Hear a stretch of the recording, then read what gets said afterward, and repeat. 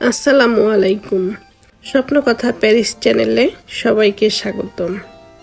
আজকে নিয়ে এসেছি খুবই মজার একটি ভর্তা, আর সেটি হচ্ছে কচুরমুখী ভর্তা। কচুরমুখীর এই ভর্তাটা খেলে এই ভর্তার প্রেমে পড়ে যাবেন।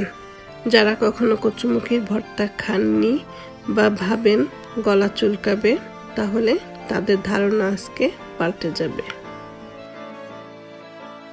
তো আমি নিয়ে নিলাম কিছু কচুরমুখী, আর এটা আমি ভালো করে ধুয়ে নিয়েছি, কারণ কচুরমুখীতে প্রচুর বালু বা মাটি লেগে থাকে এবং পাটের মতন আঁশ লেগে থাকে। তো এগুলো ছুটিয়ে ভালো করে পরিষ্কার করে ধুয়ে নিতে হবে। তো এরপরে আমি একটি হাঁড়ির মধ্যে দিয়ে দিলাম কচুরমুখীগুলো, আর দিয়ে দিলাম পানি। পানিটা এরকমভাবে দিতে হবে যেন কচুরমুখীগুলো ডুবে থাকে। এরপরে ঢাকনা দিয়ে ঢেকে দিব কচুরমুখীগুলো সিদ্ধ হওয়ার জন্য। তো কচুরমুখীগুলো সিদ্ধ হয়ে গেছে, আর পানিটা পুরো শুকিয়ে নিতে হবে যাতে কোনো পানি না থাকে। তো পানিটা শুকিয়ে গেলে আমি কচুরমুখীগুলো তুলে নিব।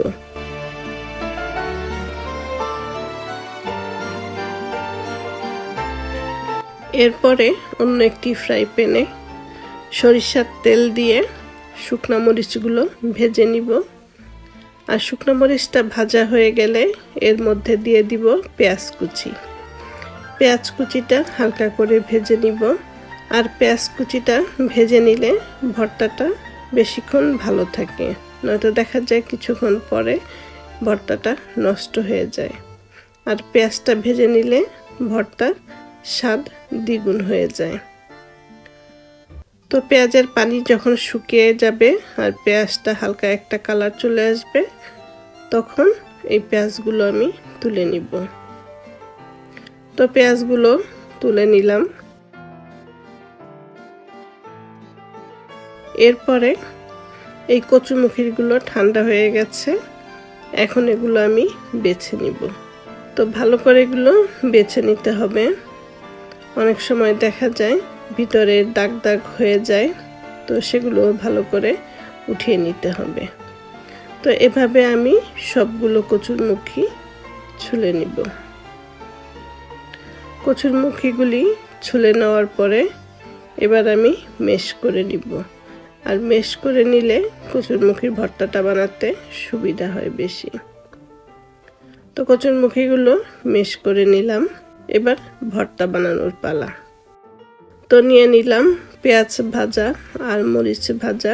পরিমাণ মতন লবণ দিয়ে মরিচগুলো গুঁড়ো করে নিব। আর এই ভর্তাতে একটু ঝাল দিতে হয়, ঝালটা বেশি হলে ভর্তাটা মজা হয়। তো মরিচগুলো গুঁড়ো করে এরপরে পেঁয়াজটাও মেখে নিলাম।